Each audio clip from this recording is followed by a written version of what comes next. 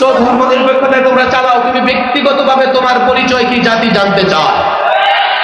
ওলামাদের আজকে বিষয়ে কথা বলতে হবে। এমন এক শিক্ষামন্ত্রী আমরা পেয়েছি, সে যদি থাকে খুব বেশি সময় লাগবে না, এদেশের শিক্ষা ব্যবস্থায় পৌত্তলিকতা আর নাস্তিকতায় ভরে যায়। আমি মনে করি এটা আজকে একটা শিক্ষা সেমিনার। এই সেমিনারকে ফলপ্রসূ করবার জন্য, সফল করবার জন্য কমপক্ষে আমাদের তিনটি কাজ করতে হবে।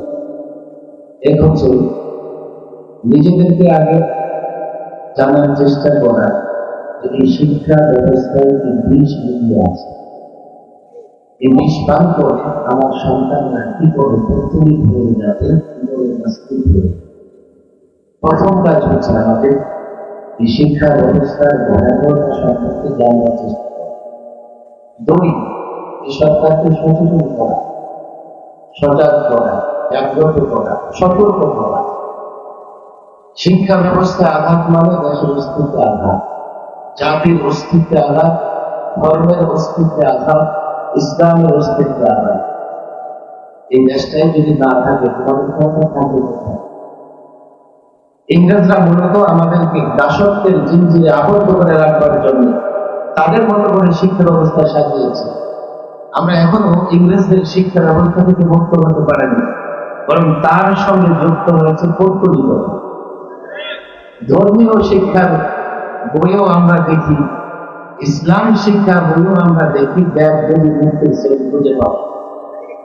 বলবেন যে ভুল হয়েছে। আচ্ছা, তারাই ভুল করবে, সাম্প্রদায়িক সম্প্রীতি নষ্ট করবার জন্য তারা ষড়যন্ত্র করবে।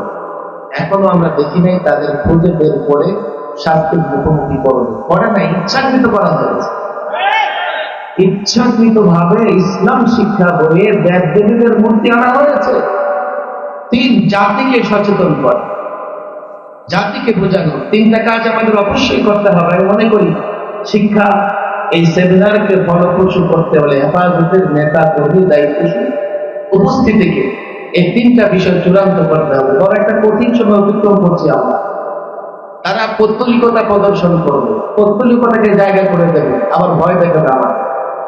ওকাইফা আখাফু মা আশরাকতুম ওয়ালা তাখাফুন,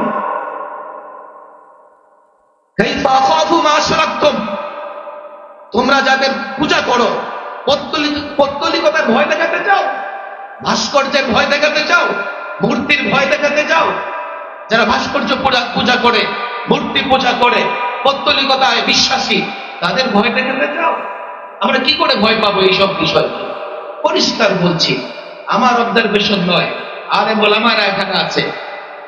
2013-তে 13-14-তে একবার এই শিক্ষা ব্যবস্থায় আমূল পরিবর্তন করার পরে হেফাজতে ইসলামের দাবির মধ্যে সরকার যত ধরনের নাস্তিকতা, পৌত্তলিকতা প্রবেশ করিয়েছিল, বাদ দিয়েছে। এবার আবার নতুন করে এগুলো কেন আসছে? আমরা এমন একজন শিক্ষামন্ত্রী পেয়েছি যিনি জয় জগন্নাথের জয়ের স্লোগান। ওলামাদের কাছে আমার প্রশ্ন, মূর্তির জয়, হুবল, হুবলের জয়, এটা তো মুশরিকদের স্লোগান। রাষ্ট্র ধর্ম নিরপেক্ষতায় তোমরা চালাও, তুমি ব্যক্তিগতভাবে তোমার পরিচয় কি জাতি জানতে চাও? ওলামাদের আজকে বিষয়ে কথা বলতে হবে।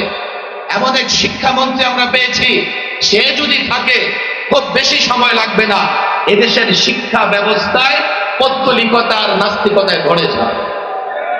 পরিষ্কারভাবে এই বিষয়ে ওলামাদের কথা বলতে হবে।